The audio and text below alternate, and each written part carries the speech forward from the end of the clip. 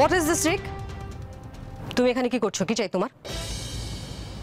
আমি তো আজকাল বুঝতেই পারছি না, তুমি যখন তখন আমার অফিসে চলে আসছো। আর তোমার স্কুলের কি ব্যাপার? ভর দুপুর এখানে চলে এসছো। আজ স্কুলে একজন ফাদার মারা গিয়েছেন বলে স্কুল অফ দিয়ে দিয়েছে। স্কুল বাস থেকে বাড়ি পৌঁছে দেখি চাবি নেই। What to do? আর তাই তুমি এখানে চলে এলে, কথা নেই বার্তা নেই। স্ট্রেঞ্জ। আর যদি এলেই, তাহলে আমাদের অফিসিয়াল কথাবার্তার মধ্যে কথা বলছো কেন? বড়দের মধ্যে কথা বলতে নেই, সেটা ব্যাড ম্যানার্স, তুমি জানো না? জানি তো, কিন্তু তুমি উষসী আন্টিকে এভাবে বকছো কেন? উষসী আন্টি তো কাঁদছে, তোমার কষ্ট হচ্ছে না?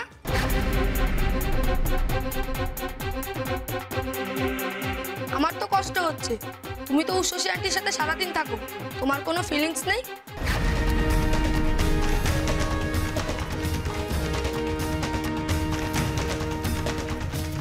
দূর বোকা ছেলে, আমি অন্যায় করেছি তো, তাই মা আমাকে বকা দিচ্ছেন।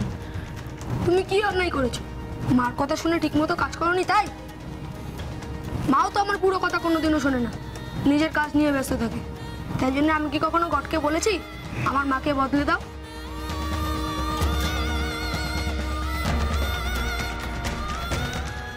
টেরার সেনের সব টেরার যে ছেলের কাছে এসে ভ্যানিশ দেখছি।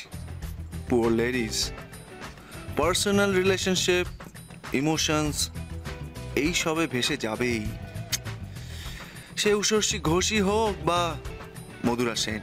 রিক, এটা তো কাজের জায়গা, কাজটাই আসল।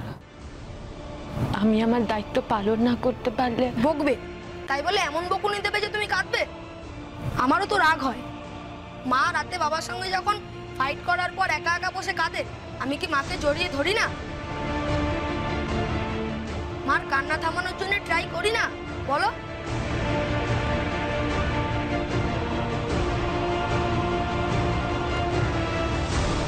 Enough!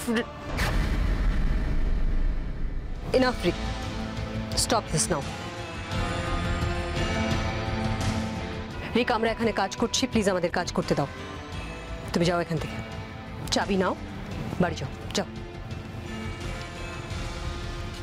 হ্যাঁ, আমি একটু উষসী আন্টির কাছে থাকি না, আমার ভালো লাগবে। Never, no way. তুমি উষসীকে আরো বেশি ডিস্টার্ব করবে, আর আমি সেটা কখনোই হতে দিতে পারি না। না না, বিশ্বাস করো, আমি কোনো অসুবিধা করব না। আমি তো এখানে বসে হোমওয়ার্ক করব, আর উষসী আন্টি আমার ইংলিশটা দেখিয়ে দেয়।